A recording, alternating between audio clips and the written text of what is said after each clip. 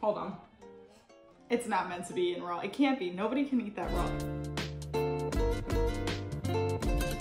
Hi everyone, my name's Lisette, and I'm gonna be making a recipe using rhubarb today. I have never used this or tasted it in my entire life, and I just thought it might be fun to share. Hopefully I picked decent rhubarb. I really have no idea even. It's July. It's sort of the end of rhubarb season, if I understand right. I mean, I'm not a farmer, but I'm hoping that I picked ones that are okay and that it won't like make this bad because I picked bad fruit, you know what I'm saying? And it is a vegetable. It's mostly used in recipes like pies and cobblers, crisp. That's what I'm gonna be making today, a rhubarb and strawberry crisp. The recipe looks super easy. I'm going to attempt to follow the recipe the correct way, which I rarely do. So let me rinse this rhubarb off and then let's get started making the recipe. And I need about 3 cups. Oh, that's hard. Don't judge the way I chop, not a pro. Okay, now it's all chopped up. I have almost exactly 3 cups, maybe closer to 2.5 cups of rhubarb here. First, I'm gonna mix 3/4 of a cup of sugar with 3 tablespoons of cornstarch. This is the only thing I'm gonna depart from the recipe. I'm just gonna grab maybe a pinch or 2 of salt. Doesn't call for salt in the whole recipe, but I'm like, everything needs salt. So that's incorporated well. Now we're going to add the rhubarb and the strawberries in. Just using frozen strawberries.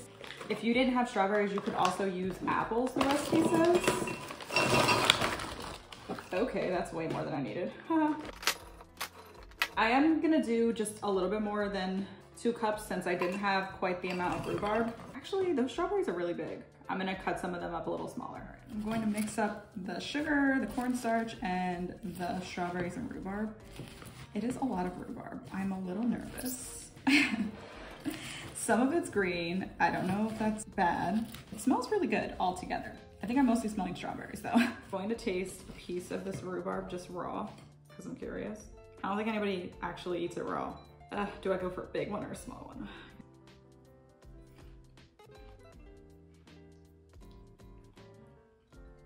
Oh, that's sour, and that skin is really hard. Okay, hold on. It's not meant to be eaten raw. It can't be. Nobody can eat that raw. It tasted good. You're not gonna believe me after that. It's very sour. It tastes like a sour apple, but the skin is really tough. And I don't even like the skin of apples that much. Like sometimes the skin, certain skin just feels like so disgusting, the texture. But the taste isn't bad. I imagine after it bakes, that skin will hopefully not seem so tough. I mean, it better not. Please turn out good. I spent a lot of money on this rhubarb.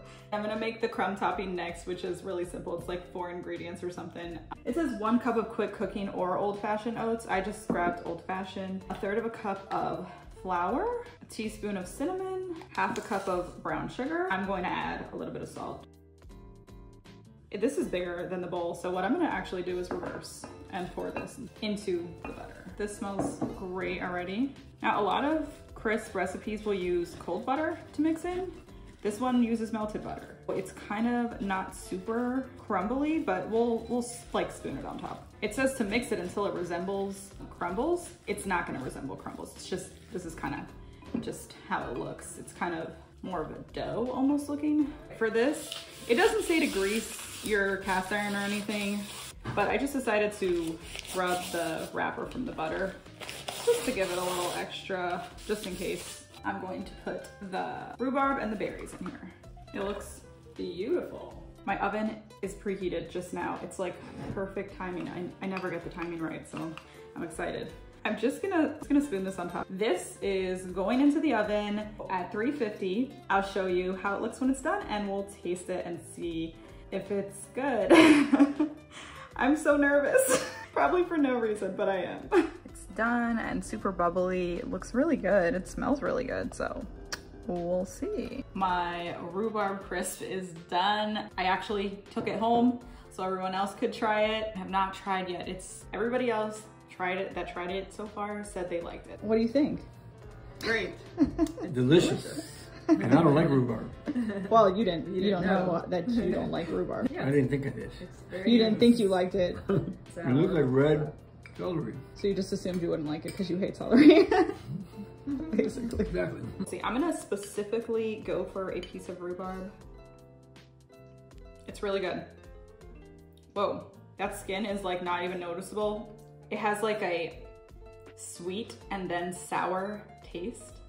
I'd say this was a success. This was so good. Now that I've ventured into the land of rhubarb, I might give it a try with some other recipes. And this crisp recipe, very good. Like the fruit to topping is perfect. I think I would try it with like maybe blueberries and strawberries. Got something different, like some different kinds of fruits. If I didn't have rhubarb, it would probably still be really good. Like the recipe itself, really simple, really good. I'm gonna link it below. Thank you so much for watching. If you enjoyed this video and you like videos like this, testing out recipes, tasting new foods, and learning tried and true recipes from me, make sure you subscribe to keep watching. I'm gonna try to be posting videos more regularly than I have been the past couple months. So stay tuned for more. And if you liked it, make sure you give it a thumbs up. See you in the next video. Have a great day wherever you are. Phone is ringing. Hopefully you can't hear that. I gotta cut this clip out. If you eat the leaves, they're poisonous. Still ringing. Long-winded. I edit these back and I'm always like, how can you talk so much about food? I know you're thinking the same thing at this point in the video. How many times can I say that?